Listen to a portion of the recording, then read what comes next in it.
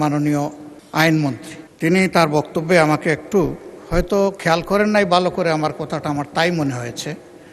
Intentionally উনি বলেছেন এটা আমি মনে করি না। আমি যা বলেছি তিনি এর বাইরে গিয়ে একটু আমার সম্পর্কে বলে ফেলেছেন।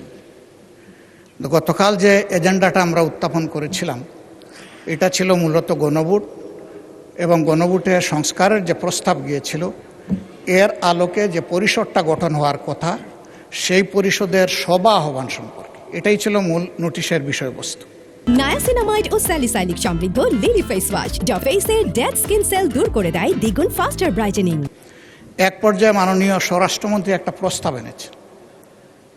এই প্রস্তাবে আমার বক্তব্যে আমি রেসপন্স দিতে গিয়ে বলেছিলাম, যেহেতু আলোচনাটা হয়েছে সংস্কার পরিষদের উপর, যদি এইটাকে কেন্দ্র করে কোনো কমিটি, বিশেষ কমিটি গঠন হয় তাহলে আমরা ইতিবাচকভাবে সেটা ভেবে দেখব। এবং একই সাথে বলেছিলাম যে সেখানে সরকারি দল এবং বিরোধী দল থেকে সমান সংখ্যক সদস্য নিলে এটা অর্থবহ একটা কমিটি হিসাবে রূপ নেবে বলে আমরা বিশ্বাস করি। যেহেতু আমরা এখানে এসেছি সংকট নিরসনের জন্য, সংকট তৈরির জন্য নয়। এর উত্তরে তিনি তার কথা বলেছেন। আমার বক্তব্য যেহেতু আগে হয়ে গেছে বিষয়টা আমি ক্লারিফাই করলাম। কিন্তু যেহেতু এটা জন আকাঙ্ক্ষার বিষয়, গণভোটের বিষয়, প্রায় 70% মানুষের রায়ের বিষয়, আমরা প্রত্যাশা করেছিলাম যে আপনার মাধ্যমে প্রতিকার পাব এবং সিদ্ধান্তের জন্য আমি আপনাকে আহ্বান জানিয়েছিলাম। কিন্তু কোনো সিদ্ধান্ত হলো কিনা আমি বুঝতে পারি নাই। এই বিষয়টা আপনার কাছ থেকে আমি স্পষ্ট জানতে চাই। ধন্যবাদ মাননীয় স্পিকার। কালকের প্রস্তাবটি ছিল একটি মুলতবি প্রস্তাব। এটি আমার অনুপস্থিতিতে গৃহীত হয়েছিল। বাংলাদেশের 53 বছরের সংসদীয় ইতিহাসে মাত্র 3টি মুলতবি প্রস্তাব গৃহীত হয়েছে।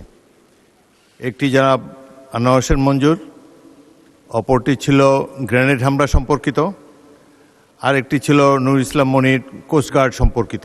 বছর পর বছর চলে যায়, কোনো মুলতবি প্রস্তাব গৃহীত হয় না সংসদে। তারপরেও প্রাণবন্ত আলোচনার জন্যে ডেপুটি স্পিকারের সভাপতিত্বে মুলতবি প্রস্তাবটি গ্রহণ করা হয়েছিল।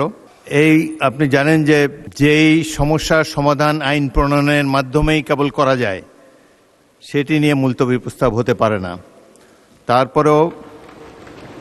তারপরেও উদারভাবে বিরোধী দলকে কথা বলার সুযোগ দেবার জন্যে এটি গ্রহণ করা হয়েছে।